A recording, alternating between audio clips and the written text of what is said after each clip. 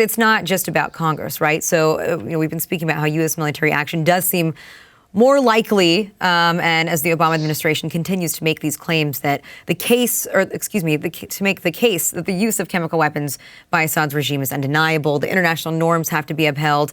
But it's the American public who is also wary of intervention. There's a new HuffPost YouGov poll that finds that only a quarter of respondents say that they support airstrikes on the country. 41% said that they are opposed, and then another 34% are unsure.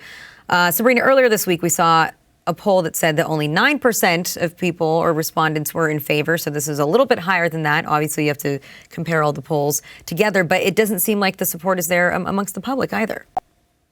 There's certainly not majority support by any means. I mean, not even half the country is willing to rally around support for even scaled back military strikes. There's just a trust factor here and a lack of information on what's prompting this more suddenly urgent response that you're seeing from the administration. Now, of course, there was the chemical weapons attack of last week. Those images and a lot of the polling that may have been conducted since those images were displayed on televisions across the country may have helped that support tick up that small amount. But by and large, the American people don't feel as though they've been informed on why the administration feels that it is absolutely necessary for the U.S. to intervene. Of course, the other issue here is the broad American public looks at this from the perspective of their own national security, whether U.S. national security is facing any sort of threat, and they don't feel the administration has established that the use of chemical weapons in Syria it presents any immediate threat or imminent threat to the United States.